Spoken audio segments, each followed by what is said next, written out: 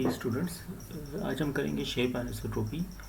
Shape anisotropy mean कि अगर आप एक ही मटेरियल को डिफरेंट डायरेक्शन में मैग्नेटाइज करें तो उससे मैग्नेटिक प्रॉपर्टीज़ डिफरेंट मिलेंगी। मीन कि अगर आप एक डायरेक्शन में मैग्नेटाइज करें तो कोर्सिविटी की वैल्यू में भी ज़्यादा हो, और उसी मटेरियल को दूसरी डायरेक्शन में मैग्नेटाइज करें तो कोर्सिविटी की वैल्यू वो चेंज हो जाएगी। This phenomena is called shape anisotropy, mean कि that magnetic properties like magnetization or coercivity depends upon shape of the material। इस तरह ये इस फिगर में देखेंगे, अगर इस मटेरियल को अगर मैं इस इधर मैग्नेटाइज करूँ राइट साइड पे, तो इधर राइट साइड पे मैग्नेटाइज करना इजी होगा, और अगर इसको मैं अपवर्ड मैग्नेटाइज करूँ, ये वही सेम मटेरियल है, इसको अपवर्ड मैग्नेटाइज करूँ तो इसको मैग्नेटाइज करना मुश्किल होगा। मीन कि ये इसका इजी एक्सिस बन जाएगा, ये वाला इजी एक्सिस बन जाएगा इसका, ठीक है। और इसी मटेरियल का ये जो वर्टिकल है ये वाला हार्ड एक्सेस हो जाएगा, क्योंकि इधर मैग्नेटाइज करना उसके लिए ज़्यादा एनर्जी चाहिए। ऐसा क्यों होता है उसको हम आगे देखते हैं कि बेसिकली हमने पढ़ा था डीमैग्नेटाइजिंग फील्ड और मैग्नेटोस्टैटिक एनर्जी कि अगर आपके पास कोई इस तरह का कोई भी मटेरियल है, लाइक रैंडम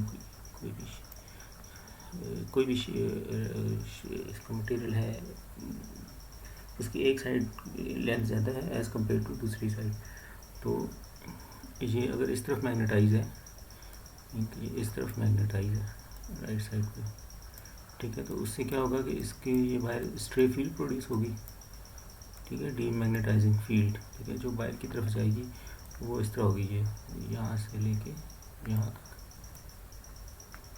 ठीक है, और ये इस तरह इस तरीके से नीचे,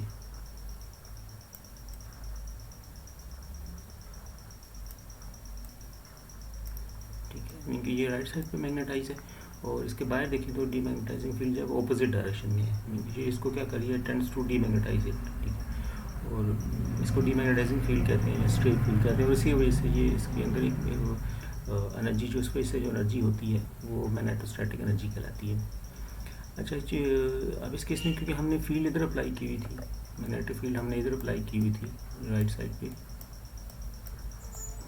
ठीक है, और ये जो स्ट्रे फील्ड होती है ये, ठीक है, ये इसको हम डीमैग्नेटाइजिंग फील्ड या स्ट्रे फील्ड, तो इसको मैं डीमैग्नेटाइजिंग फील्ड है और इसको मैं एच टी से शो कर दूँ, ठीक है। एच टी डिपेंड करती है कि ये मैग्नेटाइज कितने हैं, ठीक है, ये मटेरियल ये जितना ज़्यादा ये मैग्नेटाइज होगा उतनी ये डीमैग्नेटाइजिंग फील्ड ज़्यादा होगी, that is H T is proportional to M magnetization, और H T is equal to N D into M, where N D is called demagnetize factor और demag factor. Demag factor N D depends material की shape के ऊपर depend करता है, और ये depend करता है कि किस डायरेक्शन में आप मटेरियल को मैग्नेटाइज कर रहे हैं। तो अगर मैं इसको राइट साइड पे मैग्नेटाइज करूँ तो एन डी की वैल्यू कम होगी, अगर ऊपर की तरफ मैग्नेटाइज करूँ अपर तो एन डी की वैल्यू ज़्यादा हो जाएगी। सो जब हम बाहर से मैग्नेटिक फील्ड अप्लाई करेंगे तो हमारी जो अप्लाइड मैग्नेटिक फील्ड है, ठीक है, this is applied magnetic field A double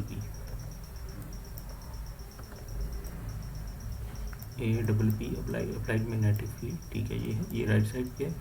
तो जो नेट मैग्नेटिक फील्ड यहाँ इस मटेरियल तक पहुँचेगी, जो हमारा मटेरियल ये था ये रेड कलर का, इसमें नेट फील्ड जो ये ऑब्जर्व करेगा मटेरियल, ठीक है, वो किसकी इक्वल हो जाएगी, वो हो जाएगी H applied minus H D, क्योंकि ये माइनस इस फील्ड को ये फील्ड अपोज करिए अपोजिट डायरेक्शन में है, तो नेट फील्ड जो मटेरियल सेंस करेगा वो हो जाएगी H applied minus H D.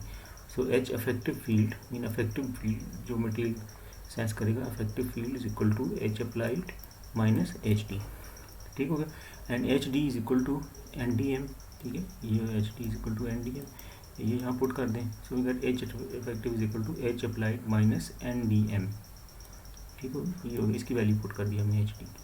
अब जब हम इधर अप्लाई कर रहे हैं तो उस केस में ये डीमैग फैक्टर बहुत स्मॉल होता है, इन अदर वर्ड्स कि ये जो डीमैग्नेटाइजिंग फील्ड है ये बहुत कम होती है, इसलिए इसमें कि ये वैल्यू बहुत कम हो जाएगी demagnetising field. So H effective is approximately equal to H applied, ठीक हो गया। अच्छा, अब हम यही मटेरियल लें, सेम मटेरियल लें और उसको मैं उसकी जो शॉर्ट लेंथ है उसके क्रॉस मैग्नेटाइज करूँ। पहले मैंने किया था इधर जो जो उसकी लॉन्ग साइड है, अब इसको शॉर्ट साइड के क्रॉस मैग्नेटाइज करें, मीन के इस तरफ मैग्नेटाइज करें, ऊपर की तरफ इस तरफ इसको मैग्नेटाइज किया। उसके लिए मुझे मैग्नेटिक फील्ड लगानी पड़ेगी बाहर की तरफ, ठीक है। और मैग्नेटिक फील्ड मैंने ये लगाई, एच अप्लाइड मैग्नेटिक फील्ड ये होगी, ठीक है। एच अप्लाइड जो एक्सटर्नल मैग्नेटिक फील्ड मैंने ये अप्लाई की, उससे ये हुआ कि ये ऊपर की तरफ मैग्नेटाइज हो रहा है। अब इस केस में जो डी मैग फील्ड बनेगी, डी मैग्नेटाइजेशन फील्ड बनेगी, वो इस तरह बनेगी कि ये अब ऊपर की तरफ मैग्नेटाइज है, तो ये बाहर ऊपर से इस तरह बाहर की तरफ, ठीक है। फिर ये इस तरह,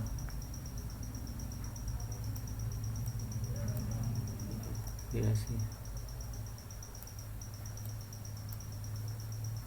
सेम इधर,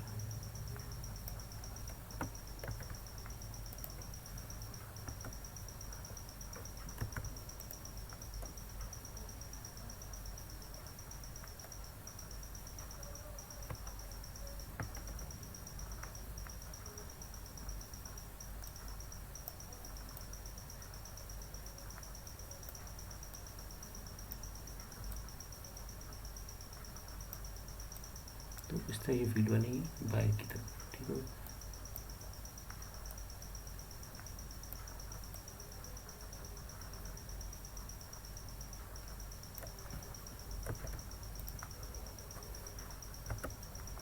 अच्छा, ये जो फील्ड होगी ये फील्ड इस तरह, अब इन दोनों को अगर आप कंपेयर करें तो इस केस में तो ये था ना कि इस केस में जो यहाँ मूवमेंट्स आ रहे थे इधर, इस तरफ जो मूवमेंट्स आ रहे थे जो मैग्नेटाइज थे, लाइक इधर और इधर, तो उनकी वजह से स्ट्रेट फील्ड इस तरह प्रोड्यूस हो गई थी। और इस केस में ये मूवमेंट्स जो हैं वो इधर बहुत ज़्यादा हैं, ऊपर की तरफ इस तरह अपवर्ड जो मैग्नेटिक मूवमेंट्स मैग्नेटाइज हो रही हैं हमारी फील्ड की वजह से, इनकी मैं बात कर रहा हूँ, ये इधर ऊपर बहुत ज़्यादा होंगे इस तरह ये सरफेस, ठीक है।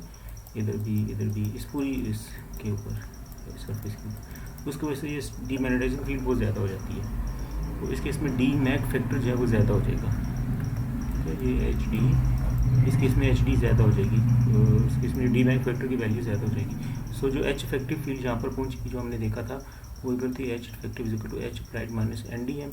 अब इस केस में एन डी की वैल्यू ज़्यादा है, डी मैग फैक्टर ज़्यादा है, तो डी मैग्नेटाइजिंग फील्ड ज़्यादा हो जाएगी। इसलिए जो हमारी इफेक्टिव फील्ड जो मटेरियल सेंस करेगा वो अप्लाइड फील्ड की कंपेरेटिवली बहुत कम हो जाएगी। ये अप्लाइड फील्ड थी, और जो इफेक्टिव फील्ड मटेरियल सेंस करेगा वो इसके कंपेरेटिवली ये बहुत लेस हो जाएगी, क्योंकि इस केस में जो अपोजिंग डीमैग्नेटाइजिंग फील्ड है ये वाली, ये अपोजिंग डीमैग्नेटाइजिंग फील्ड डाउनवर्ड ये ज़्यादा है जो इसको कैंसिल कर रही है।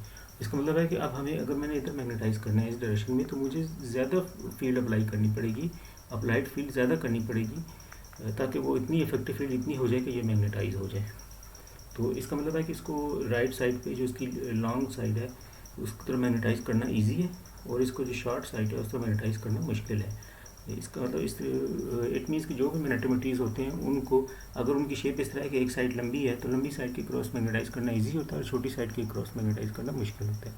This phenomena is called shape anisotropy, और ये बेसिकली नैनो साइंस में बहुत यूज़ होता है क्योंकि नैनो में जब आप नैनो स्ट्रक्चर्स वगैरह बनाते हैं सरफेस के किसी भी सबस्ट्रेट पे नैनो स्ट्रक्चर्स बना लें और उनकी शेप इस तरह के एलांगेटेड नैनो स्ट्रक्चर्स हैं, तो उनकी फिर डेफिनेटली वो उनकी लंबी साइड के क्रॉस मैग्नेटाइज करना इजी होगा, और वो मैग्नेटाइजेशन ज़्यादा स्टेबल होगी। इसी तरीके से अगर कोई स्फेरिकल मटेरियल है तो उसकी तो सिमेट्री हर तरफ एक जैसी सिमेट्री है, तो उसमें फिर शेप एनिसोट्रोपी बिल्कुल ख़त्म हो जाती है। तो जितनी ज़्यादा मटेरियल लेस सिमेट्रिक होगा, उसकी एक साइड ज़्यादा लंबी होती जाएगी, उतनी उसके अंदर शेप एनिसोट्रोपी बढ़ती जाएगी। तो स्पेशली नैनो पार्टिकल्स में तो इतना रोल नहीं होता, लेकिन नैनो वायर्स में, नैनो रॉड्स में, ठीक है, उसमें ये शेप एनिसोट्रोपी का जो यूज़ होता है और डिफरेंट नैनो स्ट्रक्चर्स में भी। अच्छा, तो जितनी एनिसोट्रोपीज़ है ना, चाहे वो मैग्नेटोक्रिस्टलाइन एनिसोट्रोपी एनर्जी है जो हमने पहले किया था, उसमें क्यूबिक है और हेक्सागोनल है, हेक्सागोनल को यूनी एक्सल एनिसोट्रोपी भी कहते हैं, और इसके अलावा ये शेप एनिसोट्रोपी है। ये इन सब का नैनो साइंस में इनकी इंपॉर्टेंस ज़्यादा बढ़ जाती है, क्योंकि एनिसोट्रॉपी जो हमने पहले देखा था क्रिस्टलाइन एनिसोट्रॉपी वो वॉल्यूम पे डिपेंड करती है, और नैनो पे तो वॉल्यूम बहुत कम हो जाता है, इसलिए एनिसोट्रॉपी शेप मैग्नेटोक्रिस्टलाइन एनिसोट्रॉपी कम हो जाती है। और शेप एनिसोट्रॉपी तो डेफिनेटली उस नैनोस्ट्रक्चर की शेप पे डिपेंड करती है। अच्छा, नेक्स्ट जो इम्पोर्टेंट एनिसोट्रॉपी है वो है सरफेस एनिसोट्रॉपी। ये बेसिकली जो है वो नैनो स्केल पे ये ज़्यादा इम्पोर्टेंट होती हैं सरफेस एनिसोट्रॉपी। जब आप नैनो मैग्नेटिज्म में जाते हैं तो उसमें नैनो पार्टिकल्स हों या नैनो स्ट्रक्चर्स कोई भी हों, आप नैनो में बेसिकली होता है कि जब आप साइज़ बहुत छोटा कर देते हैं तो उसमें उन मटेरियल की सरफेस टू वॉल्यूम रेशो बढ़ जाती है। ठीक है, अगर आप एक ही मटेरियल है उसको आप पीसेस में डिवाइड कर दें तो उसका वॉल्यूम तो उतना ही रहेगा, लेकिन उसमें सरफेसेस इंक्रीज़ होती जाएंगी। उसकी वजह से उसमें surface to volume mean surface over volume ratio अगर ना निकाल लें तो वो बढ़ जाती है, मीन कि सरफेसेस की कंट्रीब्यूशन ज़्यादा हो जाती है। तो नैनो में पार्टिकल्स में या स्पेशली जो थिन फिल्म्स होती हैं, ठीक है, थिन फिल्म बेसिकली कोई भी एक 2 डायमेंशन एक लेयर है जिसको आपने किसी भी सबस्ट्रेट के ऊपर यूजली ये थिन फिल्म्स पहले डिपॉजिट की जाती हैं कि ये नीचे ये कोई, ठीक है, ये सबस्ट्रेट है, नीचे ये ग्रीन कलर वाला लाइक ये मे बी सिलिकॉन वगैरह कोई, और इसके ऊपर ये जो रेड कलर में है ये एक थिन फिल्म हमने इसके ऊपर डिपॉजिट की हुई है। ठीक है, ये सारी रेड कलर वाली ये थिन फिल्म है। ठीक है, इसकी ये थिकनेस ये वाली है ये, ठीक है, थिकनेस टी कह दी है कोई भी। अब इस केस में भी थिन फिल्म में भी सरफेस ज़्यादा हो जाती है, सरफेस की कंट्रीब्यूशन बढ़ जाती है, सरफेस टू वॉल्यूम रेशियो बढ़ जाती है। तो सरफेस एनिसोट्रॉपी बेसिकली ये होती है कि इसकी अगर आप सरफेस पे देखें तो जो मैग्नेटिक मूवमेंट्स आ रहेंगे उनके ऊपर की तरफ कोई एटम्स नहीं होंगे, नीचे की तरफ एटम्स होंगे। तो नॉर्मली जो एटम मिड में होते हैं, जिस तरह ये हमने पढ़ा था कि ये एटम ये इधर है, ये इधर है, ये इधर है, तो जो मिड वाला होगा वो इसके साथ भी और इसके साथ भी इसकी कपलिंग है। ठीक है, और अगर मैं ऊपर से इधर से ये वाला हटा दूँ एटम, ठीक है, ये हटा दूँ मीन के सरफेस के ऊपर आ जाऊँ तो ये एटम नहीं होगा, तो अब ये इधर से फ्री है एटम। ठीक है, तो इसका मतलब है कि ये इधर इजीली जो है वो इधर मूव कर सकता है ऊपर की तरफ। इस तरीके से सरफेसेस में यही होता है कि सरफेस में जो टॉप के एटम्स होंगे, क्योंकि उनकी वो ऊपर कोई एटॉमिक लेयर नहीं है, तो वो जो एटम होते हैं वो टेंड करते हैं कि दे ट्राइज और they tend to magnetise perpendicular to the surface. ठीक है, मीन कि वो कोशिश करेंगे कि वो परपेंडिकुलर मैग्नेटाइज हो, मीन इस तरह, लाइक ऐसे ऐसे ऐसे इस तरह। ठीक है, क्योंकि ऊपर कोई लेयर नहीं है कपलिंग के लिए। तो इसका मतलब है कि अब इनको इधर मैग्नेटाइज करने के लिए, अगर ये मैंने थिन फिल्म को राइट साइड पे मैग्नेटाइज किया हुआ था तो अंदर वाले एटम तो राइट साइड पे मैग्नेटाइज हो जाएंगे, लेकिन जो सरफेस पे होंगे वो थोड़े अलाइन होंगे अपवर्ड, 100% परपेंडिकुलर नहीं होंगे लेकिन थोड़े अपवर्ड अलाइन होंगे। तो उनको अलाइन करने के लिए मुझे ज़्यादा एनर्जी देनी पड़ेगी, जिसका मतलब है कि ये एक नई एनिसोट्रॉपी प्रोड्यूस होगी, जिसको क्या कहते हैं, सरफेस एनिसोट्रॉपी। ठीक हो गया, क्योंकि सरफेसेस ज़्यादा टेंड करिए कि इसका ईजी एक्सेस सरफेस एनिसोट्रॉपी के लिए ऊपर हो जाएगा वर्टिकल, और हार्ड एक्सेस इधर हो जाएगा। इससे ये चीज़ नैनो पार्टिकल्स में भी होती है कि नैनो पार्टिकल के जो सरफेस पे होंगे उनमें भी यही फिनोमेना होगा। तो उससे क्या होगा कि जो एनिसोट्रॉपी कांस्टेंट है, अगर आप ओवरऑल देखें एक नैनो पार्टिकल है और उसमें वॉल्यूम एनिसोट्रॉपी भी होगी डेफिनेटली, वो जो हमने पहले पढ़ा था volume anisotropy, E is proportional to is approximately equal to k, anisotropy constant k की इक्वल थी। ये पर यूनिट वॉल्यूम होता है, तो अगर टोटल एनर्जी निकाल लें तो वो E इज इक्वल टू के भी बन जाएगा। तो वो E अगर चले मैं इसको टोटल एनर्जी को E प्राइम कह दूँ, ठीक है, ये जो E है ये पर यूनिट वॉल्यूम है, E prime is equal to total energy, E is equal to K into V. Mean के ये जो एनिसोट्रॉपी होती है ये तो एक फिक्स होगी ना, ये डिपेंड करती है जो टोटल एनिसोट्रॉपी, जिसको भी एनिसोट्रॉपी एनर्जी का नाम देते हैं, ये वॉल्यूम पे डिपेंड करती है उस मटेरियल के। स्पेशली ये नैनो पार्टिकल्स में ज़्यादा यूज़ होती है कि जितना जैसे जैसे ये वॉल्यूम डिक्रीज़ होता जाएगा एनिसोट्रॉपी एनर्जी डिक्रीज़ होती जाएगी। ठीक है, ई इज़ प्रोपोर्शनल टू, इसका मतलब है कि उतनी इसकी मैग्नेटाइजेशन अनस्टेबल होती जाएगी। ठीक हो गया, इसलिए नैनो में जब वॉल्यूम बहुत छोटा होता जाता है तो एनिसोट्रॉपी एनर्जी कम हो जाती है, इसलिए वो स्टेबल नहीं रहती, और साथ इसमें सरफेस एनर्जी की भी कंट्रीब्यूशन है। तो जो ओवरऑल इसमें एनिसोट्रॉपी कांस्टेंट बनता है, मीन के वॉल्यूम और प्लस सरफेस ये दोनों मिला के वो क्या कहलाता है, के इफेक्टिव। के इफेक्टिव इज इक्वल टू के वॉल्यूम। के वॉल्यूम ये वाला है, ये वॉल्यूम सबस्क्रिप्ट में है, ये एनिसोट्रोपिक कांस्टेंट है, ठीक है। ये के इंटू वी नहीं है, ये एनिसोट्रोपिक कांस्टेंट है फॉर एनिसोट्रोपी एनर्जी जो हम पहले कर चुके हैं, और प्लस 6/d KS। KS जो है ये एनिसोट्रोपिक कांस्टेंट है फॉर सरफेस एनिसोट्रोपी की वजह से, ठीक है। जो सरफेस एनिसोट्रोपी होगी उसका जो एनिसोट्रोपिक कांस्टेंट है वो KS है, ठीक है। और KV कौन सा है, जो वॉल्यूम की वजह से। और टोटल इफेक्टिव क्या हो जाएगा उसमें नैनो पार्टिकल का, KV प्लस 6/d KS।